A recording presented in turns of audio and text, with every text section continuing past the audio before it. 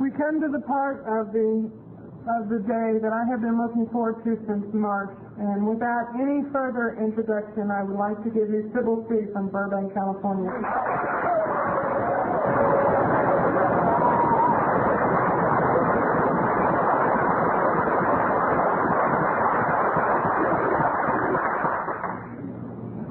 Hi, everybody. My name is Sybil Doris Adams Stratton Hart Maxwell Willis Corwin, and I'm now on.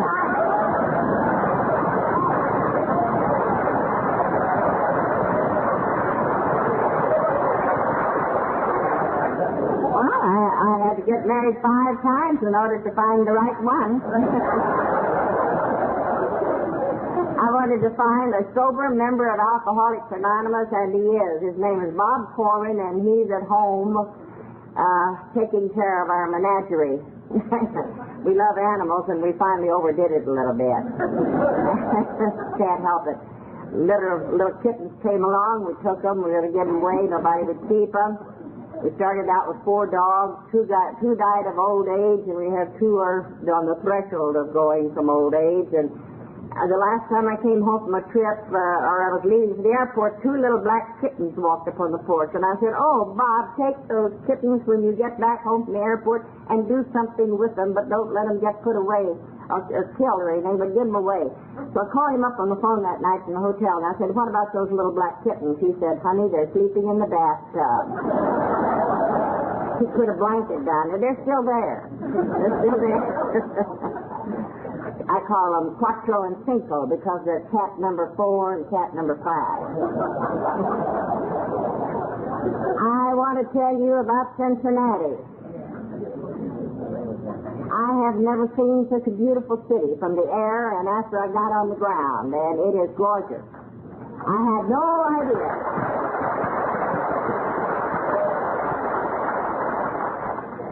The only thing I knew about Cincinnati was WKRP from Cincinnati, which for some strange reason is no longer on the air except in reruns, and we watched it the night before we left. We wished they'd started up again. It was just a charming thing to see. And I want to get a good look at the skyline of Cincinnati before I go and see if it's like that when this will lead in to that former piece on TV. And also I've got to go across that famous bridge. Bob told me not to come back until I saw the Ohio River and saw that bridge that famous man made, the one that did the Brooklyn Bridge. And he knows everything about Cincinnati. He just told me all about it. He's never been here, but he knows a lot about it. I'm going to go home and talk it up about moving here. I never want to go back, I'll tell you for sure. It's delightful, and so are you. And you did so good to me, I just can't stand it. I just can't hardly stand it because I've never been anywhere where I've met such love and hospitality. And it's just a joyous occasion for me. Thank you very much for letting me come here this morning and be standing up here when I'd a lot rather be sitting down there listening to all of you, and that's a fact. Really and truly. I can't get enough of Alcoholics Anonymous.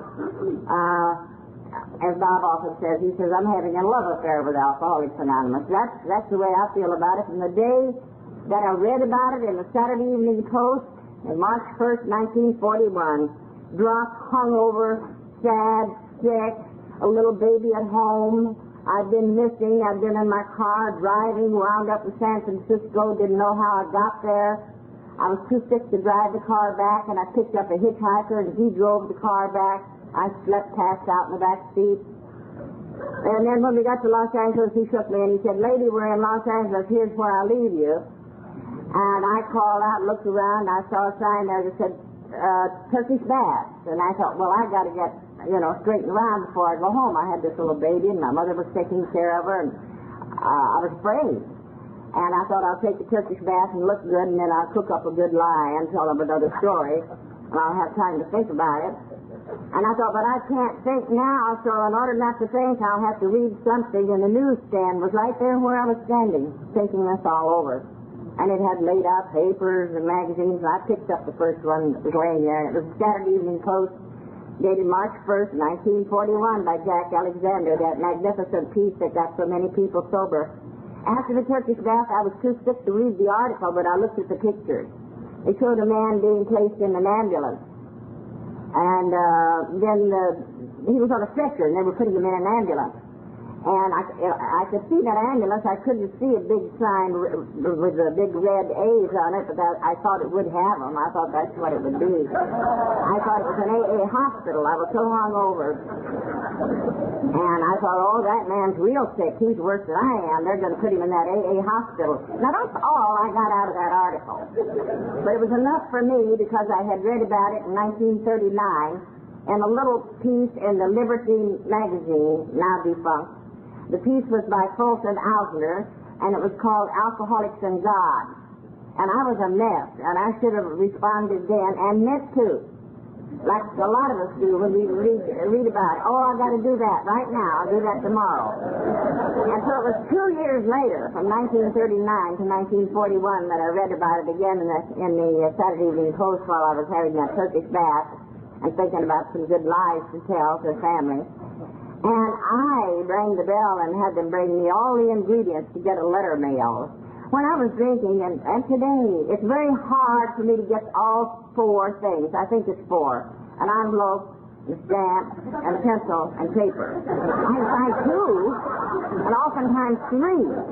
But I found letters there at home the other day that I wrote to my brother, my surviving brother who lives in Dallas, Texas, that I wrote 2 or 3 months ago.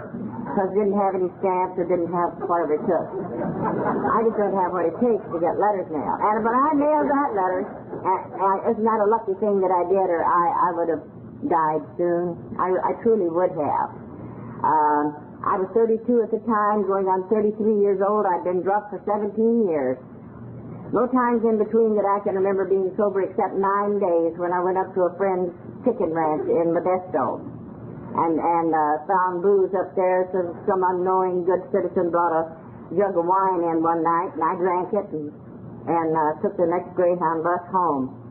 And really, I wanted to quit secretly, but I didn't tell anybody I wanted to, especially not my big fat brother who drank with me. He was always on my case about quitting. You don't drink like I do, Sybil, but I think, thank God I don't. I've bailed him out of jail 86 times. Saying cops would turn me loose and lock him up. We were fighting drunks. We were always getting in great jams. Finally, he wouldn't drink with me because he said I drank too much and he didn't want to be around me, and I didn't want to be around him there towards the last either, to tell you the truth. But what a wonderful thing it was that I followed through at the Turkish bath and wrote this pitiful little letter. I don't remember what it said or anything. I didn't know I'd be here today telling about it. Keep a copy.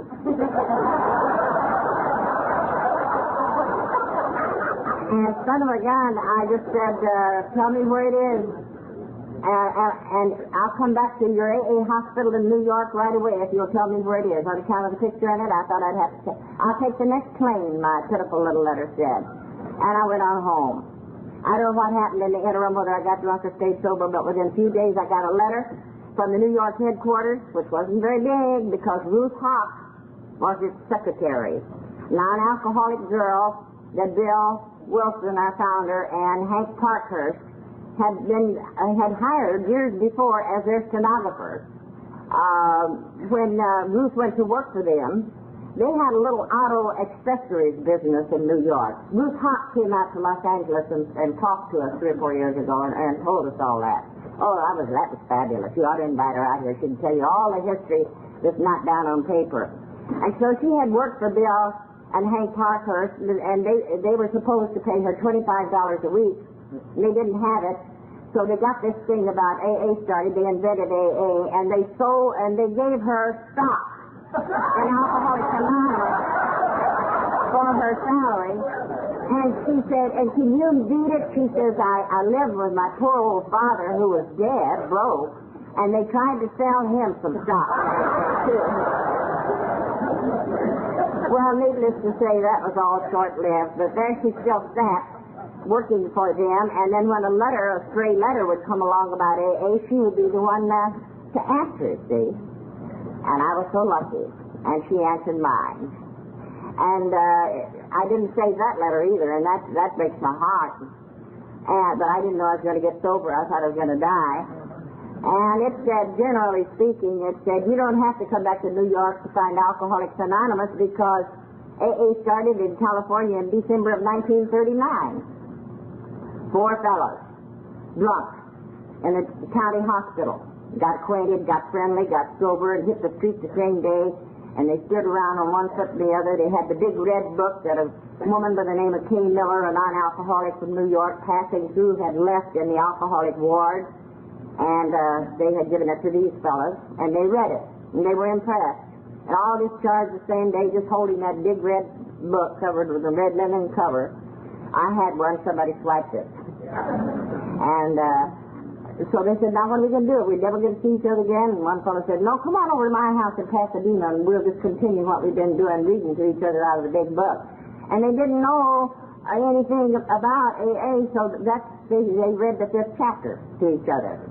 One of them said, what do we read out of the book? And one of them says, well, they're in there somewhere. It tells us how it works. So let's just start there because it says how it works. It must tell us something, what to go on, and that's what they did. So they read the 5th chapter to each other, and that became a thing that we do in most places. Some places do not, to open a meeting. And they read that, and they met together until finally there were 4 and 6 and 8, and then here I am getting ripe for AA, and when I come in, there's about a dozen of them. I was told by Ruth to go down to the Elks Temple, and she says, they'll be so glad to see you. They've never had a woman alcoholic. Oh, that's scary, and that's frightening, and I was timid, and I had developed a nervous twitch, about 6 months before that from drinking and shaking. But the shaking would stop, but the nervous twitch just kept at it, like... I'd look at you and I'd want to impress you, and I could feel it coming, and tears would come in my eyes, and my lip would go... And so horribly embarrassing. It was just awful. And so here I was, trembling and shaking and everything, and getting ready to go to that meeting down my alcoholic husband who had been taking care of me and threatening to divorce me and take my baby away from me. He was glad to drive me down there. We drove down there and was to the Elks Temple, and we were directed into a little room that just had a table and chairs, a table the size of one of these, and seated around it were maybe 10 or 12 men.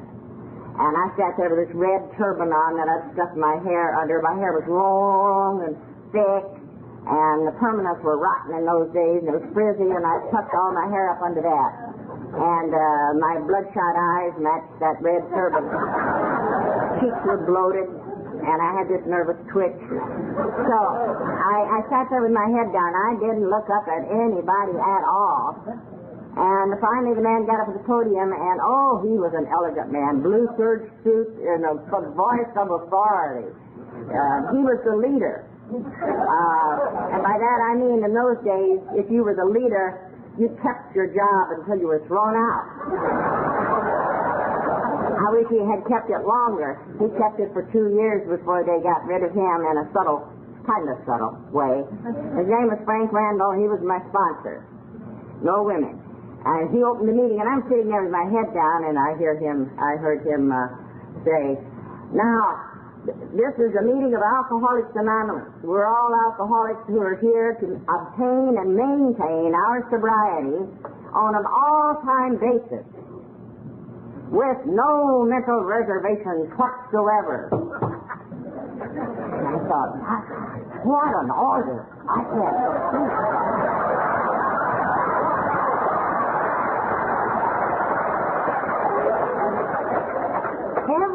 Every meeting, that's the way they did it there. We're there on an all-time basis, so help me God, you know.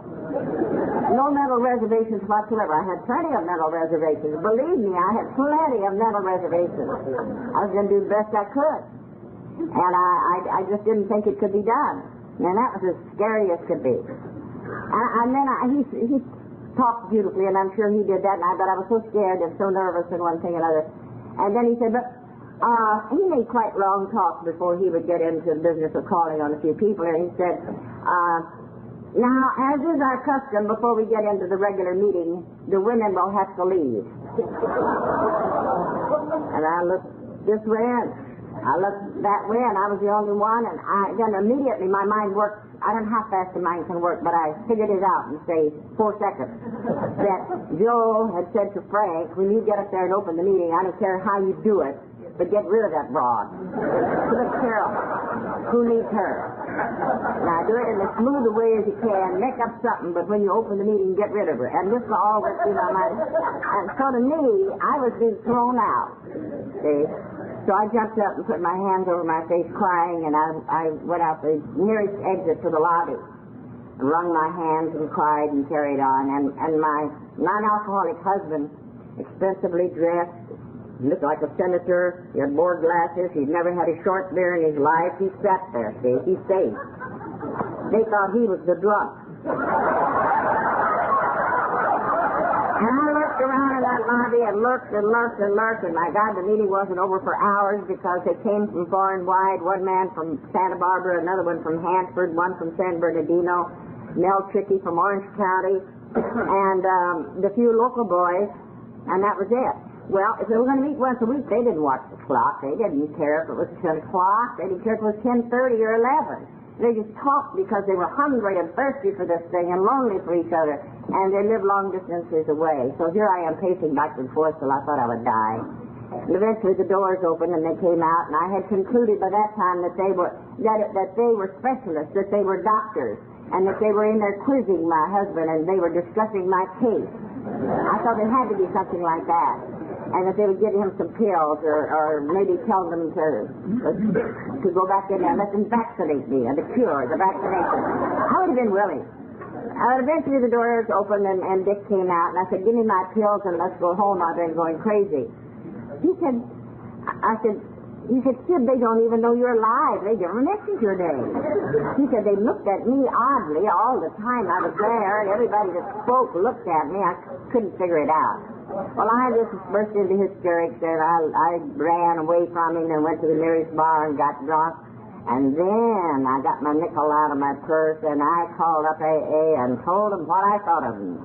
Just exactly at the proper time, 2 o'clock in the morning. When Walter answered the phone, my first words to him, I was sort of delirious and remembering the Saturday Evening Post article. I said, send your AA ambulance and pick me up. And he said, you're drunk. I said, of course. I said, I'm ready. And he says, we don't do that. We just don't do that. He said, why didn't you go to the meeting? And I said, I did, and they threw me out. He said, there's been a mistake. They wouldn't have done that. I said, but they did. He said, but did you tell them you're a woman alcoholic? And I said, certainly not. Certainly not. And he said, well, you should have, because you would have been as welcome as the flowers in May. They thought you were one of the wives, and undoubtedly, he said, I couldn't be down there tonight, but undoubtedly the wives awaiting that announcement, which is made at every meeting, were already sitting in the lobby. There was no Al-Anon, you know, and it was a closed alcoholic meeting, and that was the size of that. They weren't trying to do anything bad to me at all. He said the wives always wait in the lobby, or if there's any that's in the meeting that don't know any better, the announcement has to be made, the women will please leave the room. That's all.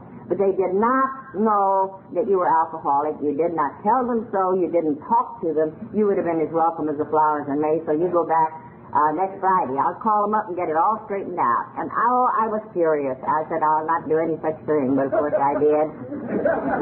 And the following Friday, my brother Tex came over, and he said, I'm going to go down there with you to expose that racket. It's a money-making scheme. I know it's a money-making scheme, and I want my share. I'm going to go down where the money is. And so I did something intuitively. I begged and pleaded with him. Tex, please don't go. Tex, don't go to AA. This is my thing. You told me I drank too much and I'm trying to do something about it, and you always said you could take it or leave it alone. Now don't go down there, and they'll throw us both out, and then I'll lose my chance. No, he said, I'll be quiet. I won't drink. I'll be sober. They won't know the difference that I'm not an alcoholic, and I'll just go down there and look over the lay of the land. And that Friday night, by this time, my brother, who had a keen alcoholic mind, had made many fortunes and then lost them gambling and drinking. He'd make a lot of money, broke. Make a lot of money, broke. And this time he was really broke. He was peddling vegetables from down Stanford Street there where the trucks pull out at daylight, and he had a big crew of winos on the truck to peddle vegetables and melons out in the suburbs. And so the following Friday he pulled up in front of my house in the vegetable truck with 11 winos that were working for him. And I get up in the cab of the truck and we go back to the mother group, and there were more of us than there were of them, to tell you the truth. I'm absolutely petrified because I'm afraid he's going to open his big mouth and have me thrown out again or something, but he was strangely quiet. And I should have known he was hurting, but he wouldn't admit it at all. And now here's the thing that happened. The only thing I remember is that after Frank made his beautiful talk, as I say, he did that for 2 years, and then Mort made his talk for 2 years. We didn't have elections or secretaries. You were just dictators. That's about what it was. Benign dictators. After a while, Frank went out somewhere and got a big carton, 3 times that big, that carton over there, and it was full of letters from suffering alcoholics from all over California. And that mail had been forwarded by Ruth Hawk that week.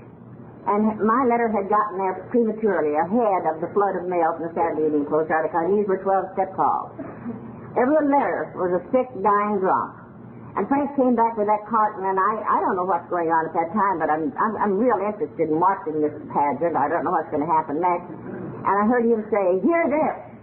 Any of you jokers that have been sober 15 minutes, you come on up here and get these 12-step calls and make them, and bring these drunks down here next Friday.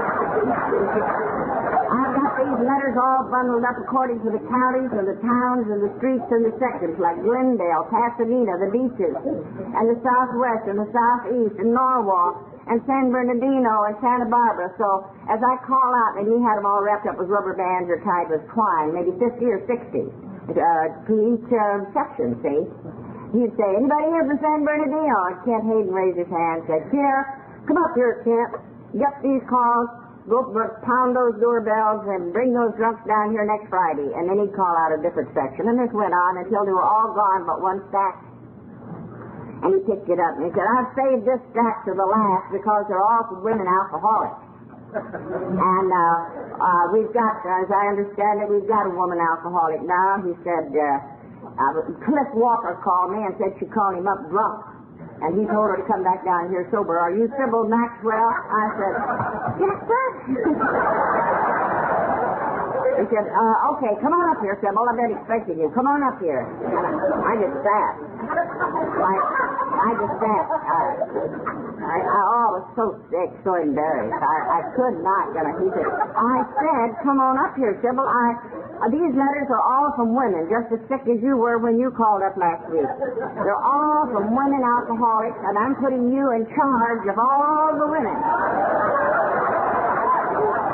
I was all they had. So Sybil's in charge. It rang through my ears like this.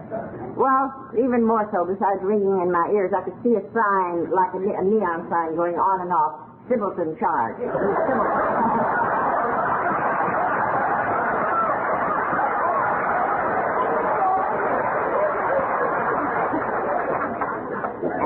I thought as I got up and slowly walked up there, boy, you get promoted here in a hurry.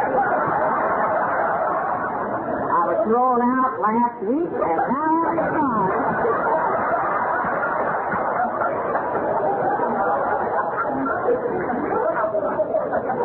So I sorted those letters out according to the town, or the area. My brother Tex came over and he muttered, "Well, I'm not doing anything today anyway, so I thought that I'd just ride around with you for laughs." Well, that's what we did. We rode around with each other for laughs and for sobriety until he died at the Hole in the Ground, which he started within a month after he got sober. He went faithfully to those Friday night meetings, drove me down there every Friday. He was very quiet. He didn't raise his hand and humiliate me. He was listening. Now, I didn't realize how the man had been hurting. He was a marvelous actor about it. And one night he said, Syb, it's kind of ridiculous for us to be going down to Long Beach on Wednesday and meeting in Curly O'Neill's home and then down to the mother group downtown on Friday. I think I'll start a group about halfway so we can have one right in the middle of the week. And he did. He started the Hole in the Ground in Huntington Park. Well, I tell you, founders downtown.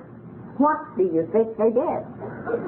He was just as innocent as a newborn child when he started that. He just did it for good reasons, you know, to go there and then go there and then go to Long Beach, just natural evolution of the whole thing. But anyway, when we went down there, the week that he started that meeting, the elders or the clique or the committee or whoever you want to call troublemakers, they were all charged up and they met him at the door. And they said, we were expecting you, and we're here to tell you that we knew when we laid eyes on you that you were going to be a troublemaker and disrupt our group, which has always been such a peaceful one till you came along. And we hear you started a new group, and Charlie here and Matt and Al and Dick, we have incorporated Alcoholics Anonymous in California, which means no one can start a group without our permission. And we are here to tell you that you will have to fold up that new group you've started because we're not giving you our permission. And so we're incorporated, and that's the way it is. And Tex sat down, he was laughing so hard, and he roared, and he laughed, and he screamed until tears were rolling down his face. He said, you've incorporated AA. He said, I'll lay you 8 to 5. Within 3 months, we'll have groups from here to Orange County and down by the sea. And, of course, he was right. But it took a few months. It really took a few months for everybody to get over viewing with alarm for the good of the cause, as Bill says. We were afraid somebody would rock the boat and hurt things, but that just didn't happen. We were busy running around making 12-step calls, and life was good. I'll tell you how I felt about AA. I was so privileged, so honored. I felt so this thing, the anonymity of it, that I, Sybil, belong to Alcoholics Anonymous. That I remember leaving my house one day to walk a block down to the grocery store to get a loaf of bread. Residential area houses on both sides of the street. And as I walked down the street to go to the store, I looked into the windows of all of my neighbors going to the store, and I'd look at each house as I passed it. And with my chin up in the air, I said to myself, they don't know it, but I'm anonymous.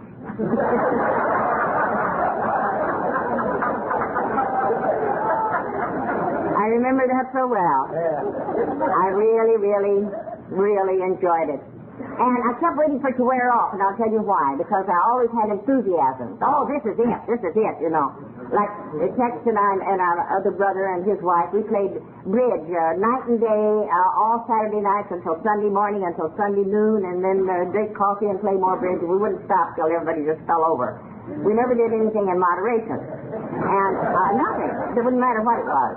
And so I figured that this thing would wear off. I gave it about 3 weeks, and I was afraid, I really was fearful that I'd wake up one morning and think, to hell with it. You know, short beer can't hurt. I know better now. I've heard them. I've heard what they had to say, and it'll be different this time. And I was afraid that all this was going to happen. But in the meantime, they were really keeping me busy making these calls, and I'd bring those gals in you have no idea how many women were writing in for help about that time. But all of a sudden, one girl that I'd called on, her name was Kay Riley. I went down to the Friday night group, and they had made me feel important. They'd given me a little book, and Frank had said, now I want you to list the name of every girl that calls for help, and then I want you to list opposite that, sponsor and sponsee. I want you to put in there her sponsor and who you gave the call to, and then you could see me Fridays and show me your book, and everything ought to just come out right, you know.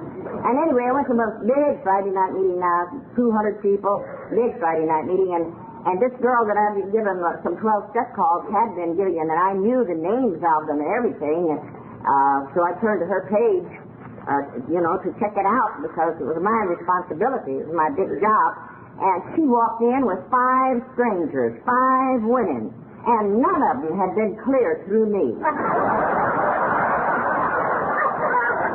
couldn't believe it.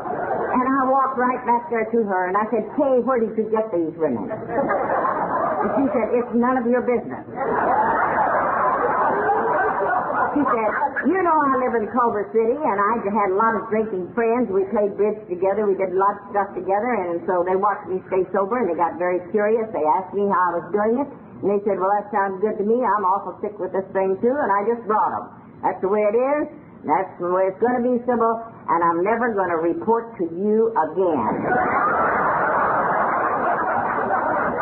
And I got my nervous twitch back, right?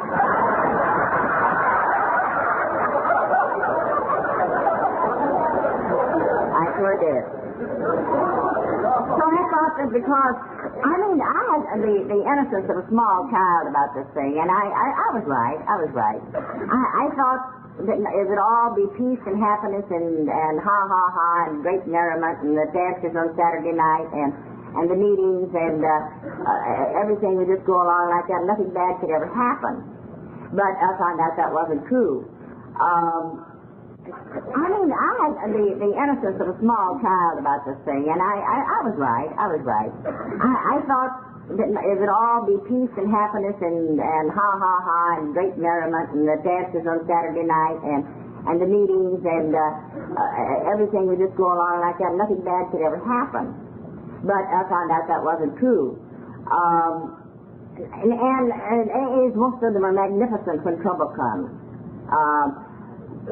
Bill Wilson once wrote me a letter. He came out to see us several times. He would travel around many places where AA was starting just to see how his program was working. And he enjoyed doing that. And he came out to Los Angeles 3 or 4 times, maybe 5 times. I really don't know. But it was great, just tremendous. And he would correspond with us, and we'd write him for advice and things of that nature. And I saved his letters, especially one that I'll quote to you a little bit later. And it never did wear off with me at all. My enthusiasm never did wear off, and I thought that nothing bad could ever happen. But Tex was my promoter at a wrestling and boxing arena that I own. Now that is strange, isn't it? I was a taxi dancer a brief time. I was a bootlegger with my brother Tex. I was also a legal secretary during the Depression, and working on up to that when I was a real estate broker for many years, and then wound up with this boxing and wrestling arena, and Tex was my promoter in that. And then TV came in, and forget wrestling and boxing. Everybody stayed home, and I had to go through bankruptcy. And lost my beautiful home and housekeeper, and broke, and had to go get a piddling job as a secretary again. So those are the things that happen in life, whether you're sober or whether you're drunk or just some neighbor down the street. You make money, you lose some, you get some, and it all balances out in the end. I found out that doesn't make any difference. I take things very hard at the moment, but I get over it very quickly. And you know what? Why? Of course. Because of my AA medicine. Alcoholics Anonymous to me is a medicine. I require large doses of it. My husband Bob, who's a faithful member of AA, he's been sober 22 years. When I get a little grousing around there, he'll say, honey, you didn't go to your meeting last Sunday, did you? It was Thursday or whatever. And I'll say, no, I didn't. Well, I'm not one to tell you that you need a meeting, but and that's the way it is. Bill Wilson had an expression when he would come out to see us. He'd say, oh, the people, they just won't stay fixed. In other words, you get them just all lined up real good, in a good spiritual condition, and everything's fine, got the wife back, probably the job back, but they just won't stay the same. And I think that it depends with me, with my kooky nature, that I stay fixed in proportion to the amount of AA that I have, or go to, or be with, or see, or attend. And Jimmy Burwell, who wrote his contribution to our book was God as We Understood Him. He was the atheist that gave him so much trouble. And he started the group in Philadelphia. When they were writing the steps, he said, if you're going to put that word God in there, by golly, there may be another guy like me somewhere out in this great big world that doesn't believe in the God of that kind. So I will go along with you with this book so far if you will add God as you understand Him, because I sure as hell don't understand Him, and that may get one more guy like me. And Bill looked up and said, Jenny, that's a wonderful idea.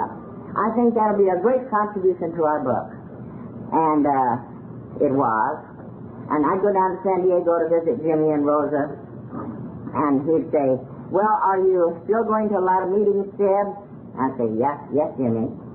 Well, are you going to meetings to speak or listen? And I kind of changed the subject. He said, I said, are you going to meetings where you talk, or are you going to meetings where you sit? I said, oh, both. Yeah, I understand that. But what I'm trying to get across to you, Sib, is for every meeting where you talk, you be sure you go to a meeting the next day and listen. Otherwise, you get yourself all out of whack, all out of balance. It's not a good thing. I can remember that like it was yesterday because it's the greatest advice in the world. That's why I like meetings like the Hole in the Ground and other meetings out in our area, in the San Gabriel Valley and the Pasadena area, where you could go and participate, or the step study meetings, and the Tuesday night meeting where it's a step study. Small group of 20 or 25 people, and everybody gets to participate if they can. Speaker groups are great, but I love, just name it, just name it, and I like all types of meetings, which is a very, very good thing. Well, the first thing that happened that was disastrous was that when TV came in, I had to go through bankruptcy because everybody sat home and looked at the screen. They got all the boxing and wrestling they could handle, and I looked at a big empty stadium and no people. And finally went through bankruptcy and got a job pecking away at the typewriter again. It was okay, I didn't mind that too much. And then my brother got sicker, and he finally knew his time was coming, although he moved his hospital bed down into the Hole of the Ground and did his cooking out in the kitchen. And stayed there the last few months of his life, and the place was open all day. And people would drift in and out. It wasn't a club, still isn't, but it's still open all day. And people drift in and out. Sit at the table, go out in the kitchen, drink coffee, and talk AA. And he lived several years like that, but then I lived about 2 blocks from there, and Tommy Butler ran down to my house one day, and he said, Jib, Tex is gone, I think. He isn't saying anything. And so I ran down there, and he was gone. And so the members went over and shut the door of the Hole in the Ground and said, well, out of respect for his memory, well, we'll lock the door for a day or two. And I said, look, I never heard of an occasion where an AA meeting was canceled. And the last thing in the world my brother would want would be to have people come and the joint be locked up. And if you guys don't feel like you want to leave the meeting tonight, I'll do it. And I did. And people came from far and wide to pay honor to my brother. And they heard the news, just, you know how it gets around. And I led the meeting, and I called on as many as possible. But what I'm mentioning this for is my following attitude, in that I didn't get folded in people's arms and weep and sob and cry like you would have, or like I should have. I felt, I have never been able to describe this feeling. I just felt like that I had to bear up, I suppose, under the sort of set a good example. Whatever it was, it nearly killed me, because I went on for a couple of weeks like that. I felt stormy cold and no emotion. That's bad. That's bad. When you don't feel any emotion, when you should be overwhelmed, at least the way people are when they lose a loved one. But no, it didn't happen. And I finally couldn't stand it anymore. And I wrote Bill Wilson, and I explained this condition to him. And he you Tex well. Tex had visited him up in Bedford Hills, and as I told you, Bill had been out here had been out to California to see us. And he answered me immediately, and I treasure that letter. I have copies of it. I Xerox it and give it to friends who need it under a similar condition, because it saved my life and put me back in the land of the living. One part of it said, somehow, I love Tex well. I do Tex well, and I loved him also, said. He says, in God's house there are many mansions, and somehow I see your brother Tex sitting on the porch of one of those mansions in the sunlight talking to another drunk. That's my vision of Tex as of today. And so much for Tex, my dear. But as for you, I will tell you this, that life is but a long day in school. Some of our lessons are hard, and some of our lessons will be easy. And it doesn't matter so much what happens to us here, but it's what we do with the experiences we have. It's the demonstration that counts. And I read that, and I began to get goose pimples. And when I read it over the second time, I began crying, just a flood of tears, and I don't know when I ever stopped. But that was that, and it was a healing type of thing. I didn't part with that letter, and I have read it over and over and over again. It was dated November 1952. And I thought that the thoughts that he expressed helped me so much that if it would help anyone else who might be or expect to be in a similar condition, I'd be happy to Xerox some more copies and mail them to you, because Bill said somewhere in the letter, if you like what I've said, you may share it with anyone who needs it. Well, I liked very much what he had to say to me, because it was just that helpful. I came in AA, and I believe it must have been an awful long time before, I may not be correct in this. Maybe it was a way of life, and it became a habit. Before I really became aware of the steps as such. Well, I'll put it this way. I was doing 12-step work. I was running myself ragged, so that's part of the 12th one.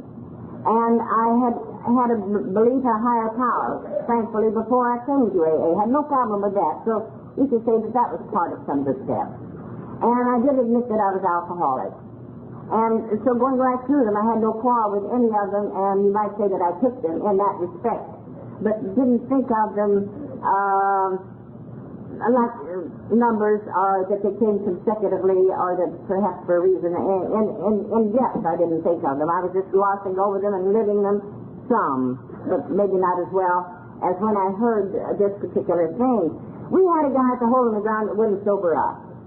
And everybody else seemed sober, but he would go and he'd come and he'd go and he'd get drunk and he'd come back. And finally one night when my brother was not too long before he died, it was a hot July night, and this guy came up to him with a crowd surrounding Tex, and he said, Tex, I want to be sober like all the rest of you guys down here. And he said, what step am I missing? And Tex said, Joe, don't talk to me here, I can hardly breathe.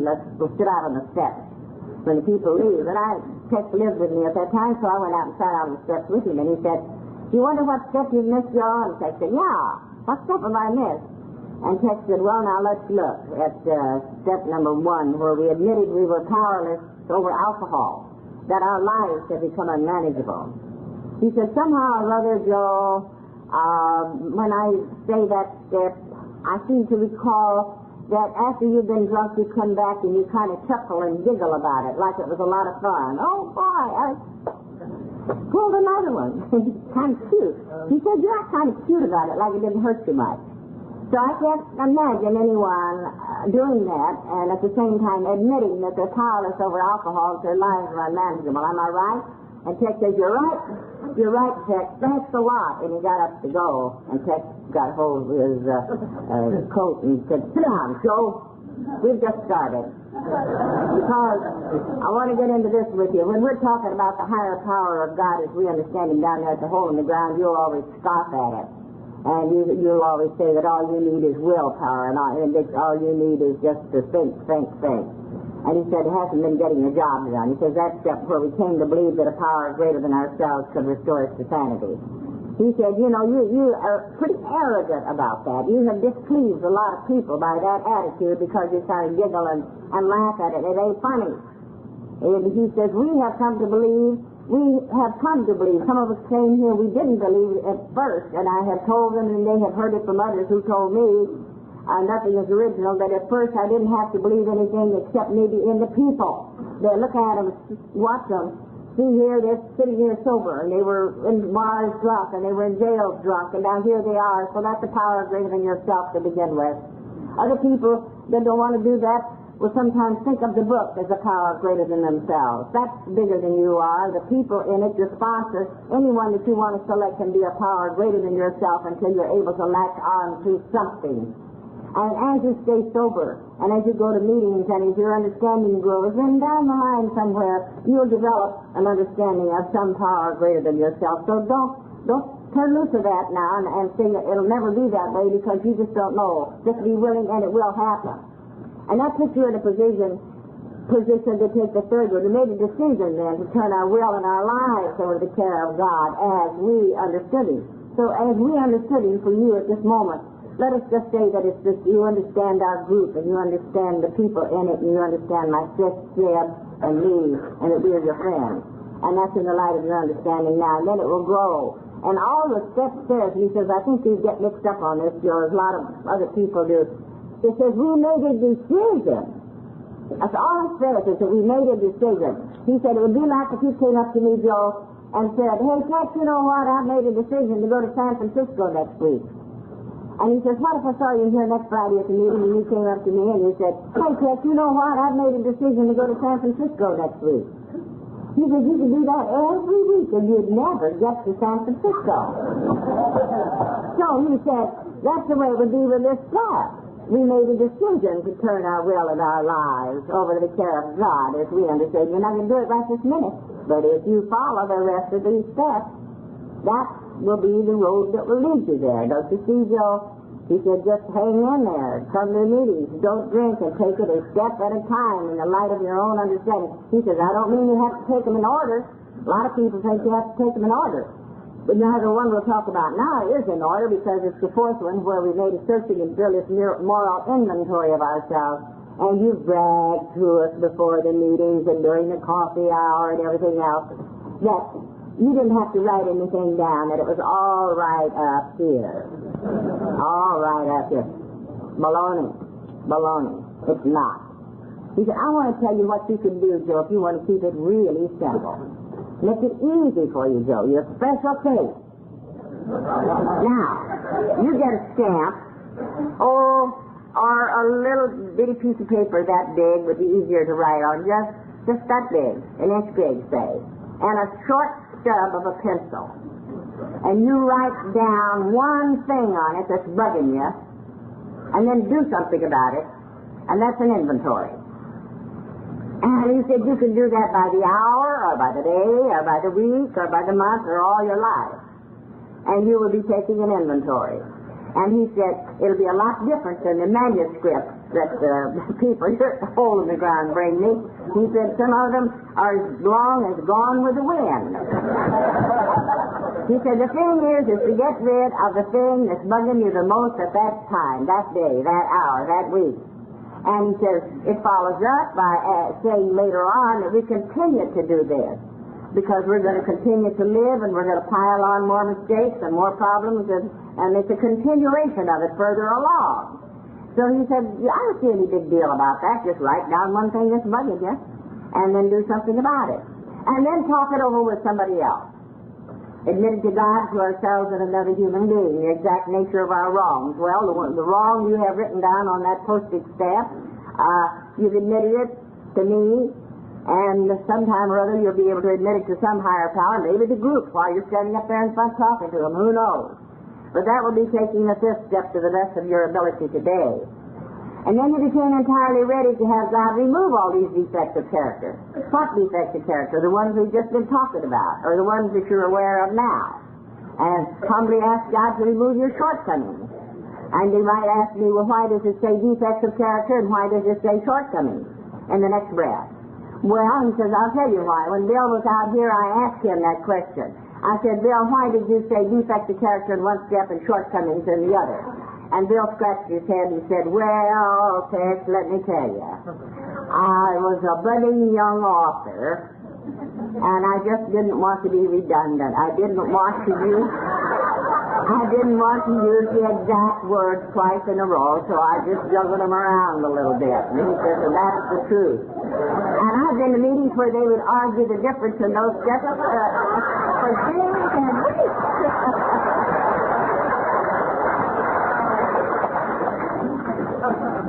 He made a list of all the persons we'd harmed and became willing to make amends to them all.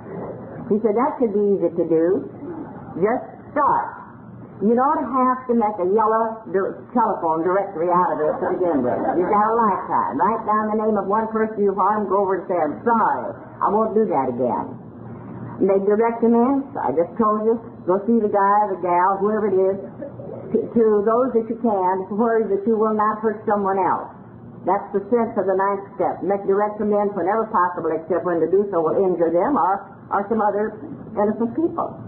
And then I'd already told you that they said we'd continue to take this personal inventory so that when we were wrong, we could promptly admit it and not start letting stuff pile up that we can't handle. Just a matter of simplicity.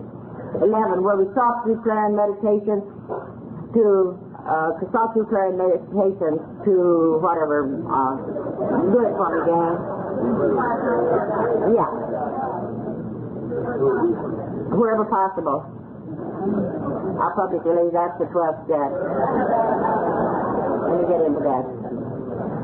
Thought and prayer and meditation improve our conscious contact with God as we understood Him, praying only for knowledge of His will for us and then the power to carry that out.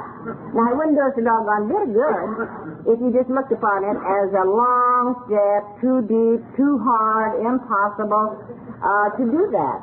But I was told that meditation meant good, clean thinking. Just that. And that many members, new members especially, have to accept it just that way instead of as a prayer. It's kind of hard for a person who is just sobering up to feel that they're clean enough, good enough, well enough, or maybe they haven't thought of church or God in their whole life or haven't thought of it in 30 years. But talking prayer and meditation get the job done fine for a long time to come. And many people never enter a church. We're not a churchy organization. To improve our conscious contact as we understood Him, and you can just spread that around the way that you understand Him. Praying only for knowledge of His will for us, the power to carry it out is terribly important. Now the 12th one. Having had a spiritual awakening as a result of these steps, we tried to carry this message to other alcoholics, and then to practice these principles in all our affairs. And that's where they exclaim, what an order, I can't go through with it. But it's a daily process of living. It's a daily process of living. And no one ever gets up in the morning, I believe, and they'll grab their book and say, well, I think it's time to get to step 3 today. Last week I did 1 and 2, and now I believe I'll get into 10, 11, and 12. I've never heard it done that way in AA. We're human beings, and we make mistakes, and it will ever be thus. But our lives improve. We begin to gain friends. We finally learn to confide in people when we're in deep trouble. I shouldn't speak for you, but I wouldn't tell anybody when I was hurting. I was afraid they'd think I wasn't perfect. I guess. I don't know what I was thinking. But I found it very difficult to let them know that I was a human being and that I had a pretty rotten disposition at times, and that I felt put upon, or that I had to get rid of all this stuff as it piled up immediately so that I could feel good again. And then that was a lesson that took me a long time to learn. Sometimes I began to think about the newcomers that are coming in today and how quickly they latch onto this program and their marvelous understanding of these steps and the traditions. And I think what a wonderful privilege it is to be with you and see how you react to situations. When you've had bad things happen, I'll have someone call me up, and then at the end of our conversation, which has been full of laughs and just nonsense, and then they'll tell me something, bang, that happened to them. You know, and I say, oh, no, I didn't know about that. Oh, that's all right, Syb, I'm just getting along fine. And they adjust, they adapt, and they keep in touch. And I think the important thing, that we need each other so desperately, I think the thing to do is to keep in touch. We want to. If we were told we had to call Susie up at 9 o'clock every morning, or that we had to call up so-and-so and make a list of people that we had to do these things, like kids at school, I'd say, forget it, I'll do it on my own time. You know, I don't want people to give me direction. I want a free and easy program where that I have such faith in it that I do the best I can with it and then fail miserably. But I pray a lot. I'm not a bit ashamed to tell you that I knelt down at my bed in that hotel last night and I said, oh God, don't let all the words leave me and don't make me a good speaker. Just make me adequate so that when I leave Cincinnati, they won't have to say, well, she didn't even make a point. You know, just let me be adequate. And that's about all you're going to get out of me. I hope I've been adequate. I know that I haven't been, a powerful speaker that my words will be quoted and they'll say, and so Sybil says thus and so. Sybil is full of mistakes, trying to do better, enjoying life. I was 77 last month. I was sober 44 years a month.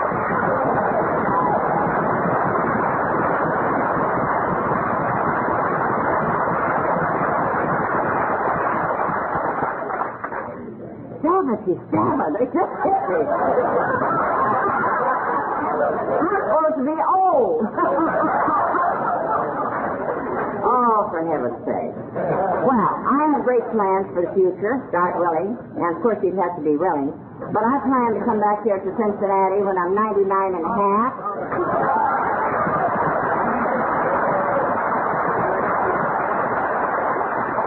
As a newcomer, because let me tell you what I think. No, I firmly believe this. This program isn't very old.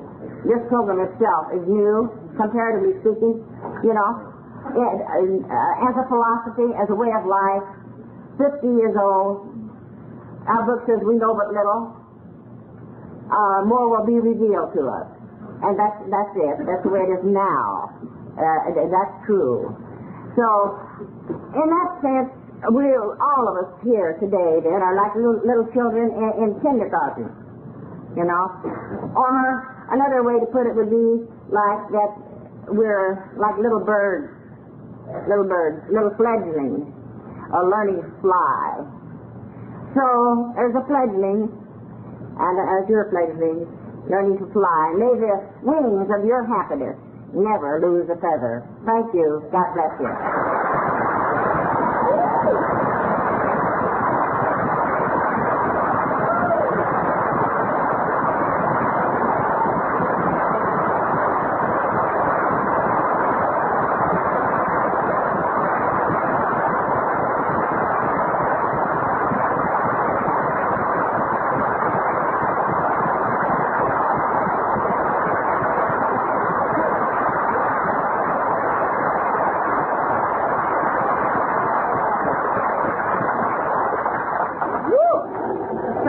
I love you.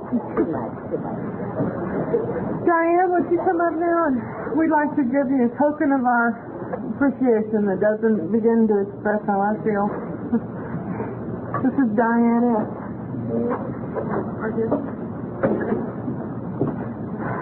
This is the woman who made all the table decorations and put this thing together.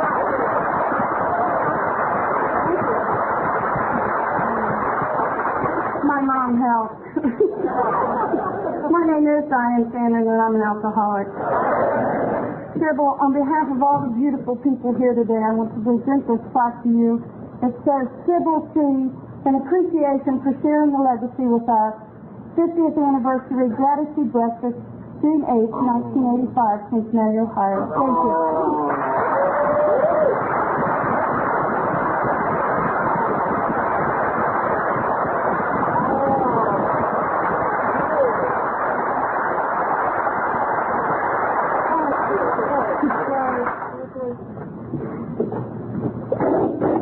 Absolutely thunderstruck and without words. There just aren't any. I can't wait to show that to Bob. I can't wait to, yes, anything. I can't wait to have him hang it up. I'm so proud of this. Oh, so thoughtful, so loving. I love you all so very much. Thank you from the bottom of my heart. I'll always have it.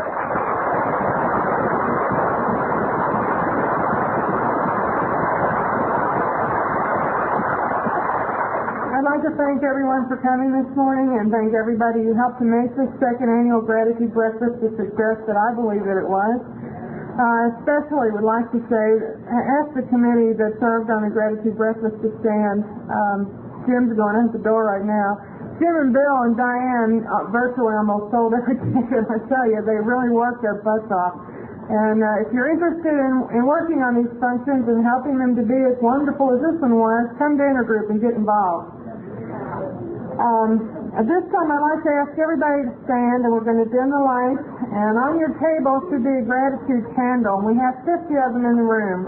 We'd like to ask someone to please light this candle and hold it high as we close, and we're going to ask Paul to come up to lead us in singing the Lord's Prayer. After the close of the meeting, we will be cutting and serving the birthday cakes, 4 of which are sugar-free. And at this time, if you'd light your candles and hold them up, and we'll sing. Our Father, who art in heaven, hallowed be thy name.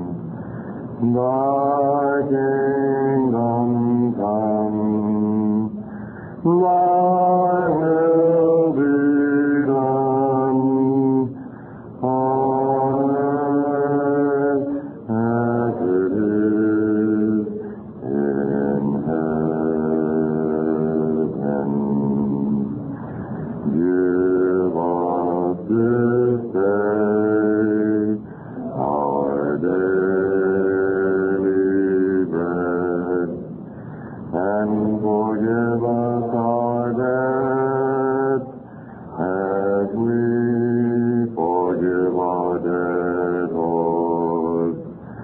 And lead us not into temptation, but deliver us from evil. For thine is the kingdom and the power and the glory forever.